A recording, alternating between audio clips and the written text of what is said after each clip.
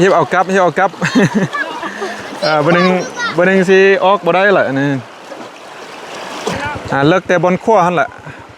เอิ้นเขาเจ้ามาจุ่มข้ามให้เป็นสีข้ามบ่ลองเบิ่งพี่น้องก็ถือว่าเลิกได้เบิ่งรถจักรหน่อยเห็นบ่เลิกไล่พี่น้อง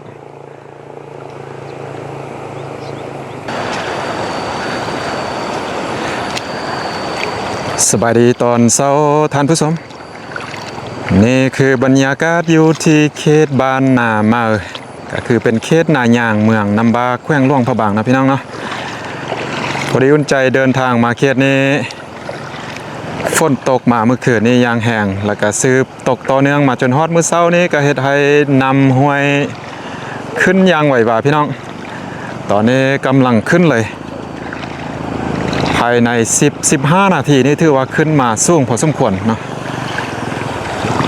คิดว่าเติมอีกจักเติม5 นาที10 นาทีนี่ทางนี้อาจจะผ่านบ่ได้ละพี่น้องเพราะว่าตอนนี้ก็เลิกพอสมควรทางหน้านี้มีน้ำห้วยก็คือน้ำลานั่นเองนะแล้วน้ำท่วมละตอนนี้นี่รถจักรขาคันหนึ่งแล้วพี่น้องจักรดับแล้วเนาะป้าเถอะน้ำท่วมช่วงนี้ต้องได้ระมัดระวังในการเดินทางนะพี่น้องเพราะว่าฝนตกมาแบบนี้อาจจะเฮ็ดให้น้ำท่วมแบบกระทันหันเนาะถือว่าน้ำป่านี่มาไวโดยเฉพาะแบบนี้พี่น้องน้ำกำลังมาคิดว่าจะขึ้นไปเรื่อยๆเพราะว่าตอนนี้ฝนก็ยังตกแบบย่อยๆอยู่ว้าวสังเกตเบิ่งแต่ขี้เหงื่อเนาะกำลังไล่มาแบบนี้ถือว่าน้ำกำลังมาเลยล่ะพอดีอุ่นใจจะผ่านแค่นี้รถอุ่นใจเป็นรถเตี้ยรถต่ำนะก็เลยว่าน่าจะติดอยู่นี่ก่อนพี่น้องน่าจะไปบ่ได้เถอะเพราะว่าจุดที่ขั้วข้ามน้ำห้วยนี่ถือว่าเลิกพอสมควรก็คือสิไปได้ยากบ่ยักเสี่ยงนะพี่น้อง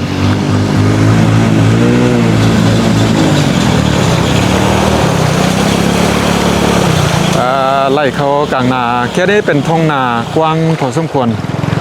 ถือว่าเริ่มท่วมนาประชาชนแค่นี้แล้วเนาะโอ้เลิกแล้วนี่พี่น้องจุดนี้เลิกสมควรก็หวังว่าฝนคงจะบ่ตกลงมาเพิ่มเติมเนาะสนันนุนใจอาจจะได้ติดอยู่เขตนี้2-3 วันพอละพี่น้อง กว่าน้ำจะแห้งแต่บางทีกันฝนบ่ตกแดดออกมานี่ก็อาจจะใช้เวลาเพียงแต่วันเดียวเนาะก็อาจจะแห้งลงละแต่ว่าตอนนี้น้ำกำลังมาพี่น้องทางหน้านี่ถือว่าเป็นทุ่งนาเลยพี่น้องจุดทางหน้านี่เนาะทุ่งนาเลยที่ว่าท่วมนาตอนอุ่นใจมาฮอดนี่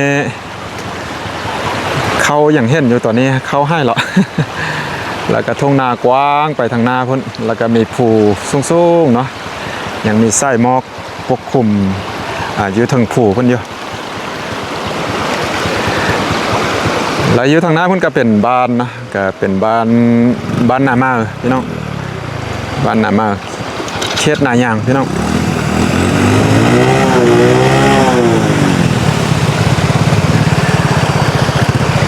เป็นจุดล้างรถเลยเนาะตอนนี้ถนนเส้นนี้ทางเส้นนี้ที่ว่าเป็นสายน้ำเลยตอนนี้พี่น้องเป็นสายน้ำละ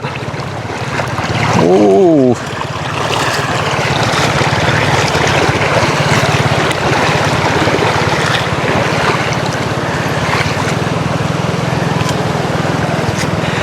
แล้วทางเส้นนี้ก็จะแยกเข้ามาจากเขตบ้านบ่มเมืองน้ำบากแขวงหลวงพระบางแล้วก็ยาวขึ้นไปจนฮอดทางใหญ่ทางดีแบบนี้ ทางยาวเนาะพี่น้องก็เป็นทางแบบนี้เนาะทางดินแดงจนไปฮอดเขื่อนน้ำอู่ซ้ำแต่ว่าทางเส้นนี้เป็นทางน้อยๆสามารถเอารถจักรวิบากขี่ไปจนฮอดเมืองขวาได้เช่นกันทางเส้นนี้ ออกจากนี้ไปห้า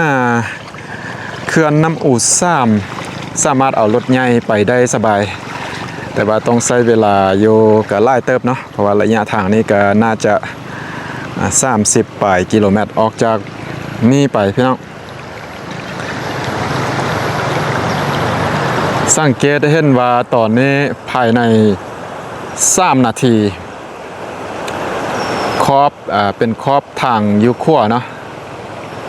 ท่วมขึ้นเป็นที่เรียบร้อยเพราะว่าเมื่อกี้นี้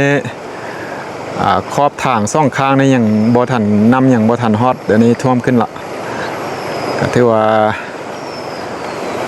ขึ้นไหวพอสมควรเนาะก็เราติดตามนำกันพี่น้องแต่ว่าตอนนี้รู้สึกว่าแดดก็เริ่มว่ายักออกมาได้ละนิดนึงถึงว่าแดดจะออกมาแต่ฝนอย่างบ่เศร้าพี่น้องอย่างตกแบบย่อยๆอยู่ว้าว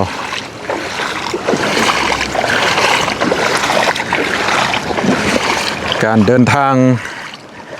แบบนี้ต้องได้ระวังเนาะเบิ่งฟ้าเบิ่งฝนพี่น้องความจริงเมื่อกี้นี้ขันท่าอุ่นใจเสียงข้ามไปตอนน้ำกำลังมาเมื่อกี้นี้ก็ถือว่าสามารถผ่านไปได้แต่ว่าบ่อยากเสี่ยงเนาะเอาก็เลยว่ารอก่อนโอ้มีรถมาพี่น้องจะเป็นรถโดยสารเนาะ รถห้วนได้โดยสารอยู่ทางหน้าพุ่นเนาะน่าจะลองมายังเบิ่งน้ำกันนะว่าสิไหวบ่เป็นสิข้ามบ่ลองเบิ่งพี่น้องก็ถือว่าเลิกได้เบิ่งรถจักรหน่อยเห็นบ่เลิกไล่พี่น้องบ่แน่ใจว่าเพิ่นสิข้ามมาบ่โซเฟอร์รถนี้มาเบิ่งระดับน้ำเนาะ แน่ใจว่าเพิ่นสิลองบ่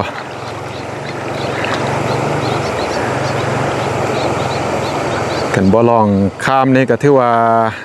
ติดอยู่นี่ละหมดมือละพี่น้องว่าน้ำ5ก็เริ่มขึ้นน่าจะบ่เสี่ยงเนาะเดี๋ยวรอเบิ่งนำกันว่าเพิ่นจะเสี่ยงบ่ซ่องฟักทางนี้ถือว่าเป็นทงหนากว้างเลยพี่น้องทงหนากว้างเลยซ่องข้างทางแล้วก็จุดลมต่ำนี่ถือว่าท่วมหมดละน้ำนะ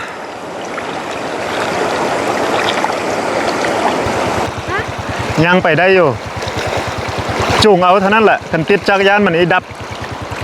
ปุ๊อย่าค้างเลยนะ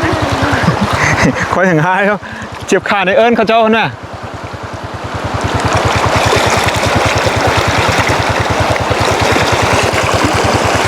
ก็ถือว่าเพิ่นบ่เสี่ยงเนาะเพิ่นหล่อท่าพี่น้องเพิ่นหล่อท่าบ่เสี่ยงดีกว่านะพี่น้องเอ้ยเพราะว่าน้ำกำลังมาขันท่าพาดนี่ก็ถือว่าติดเลยเนาะบ่คุ้มค่าพี่น้องต้องได้รอเนี่ยสังเกตเบิ่งแต่ขี้เหงื่อนี่กำลังมาแล้วพี่น้อง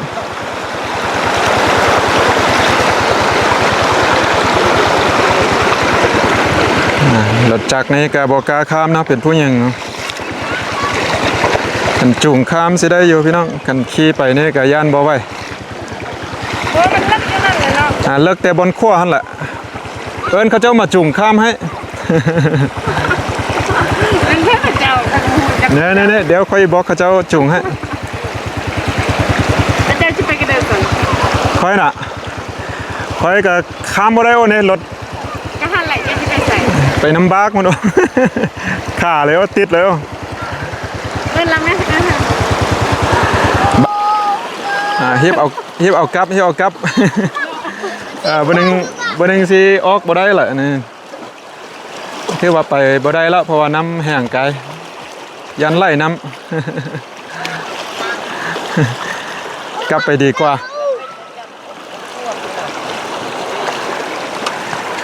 แต่ว่าเด็กน้อยนี่คือว่ามักเลยเนาะเด็กน้อยเคียนนี่เบิ่งพากันเล่นน้ำเสยเนาะอันนี้คือการนี่ลอยน้ำแล้วนี่ว้าเถอะแห่งมวนซ้ำเนาะ เพราะว่าปกตินี่น้ำเคียวนี้บ่ใหญ่ยากสุดเอาน้ำสีใหญ่ก็เลยว่าเฮ็ดให้เด็กๆมีความสุขซ้ำเวลาน้ำใหญ่มารถจักรก็บ่สามารถข้ามได้พี่น้องตอนนี้มาไล่ขึ้นเรื่อยๆว้าวโอเคอุ่นใจน่าจะติดอยู่บ้านนี่แหละพี่น้องบ่แน่ใจว่าสิติดอยู่ดนปานได้เนาะก็ลองเบิ่งไปนำกันเพราะว่าตอนนี้น้ำกำลังมา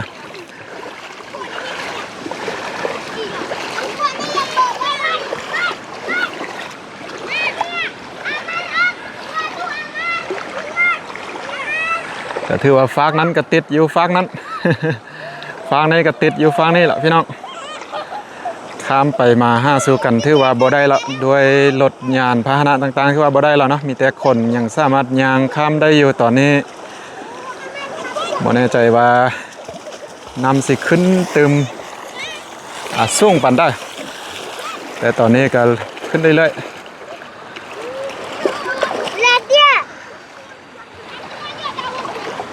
โอเคพี่น้องเอ้ยอุ่นใจสิ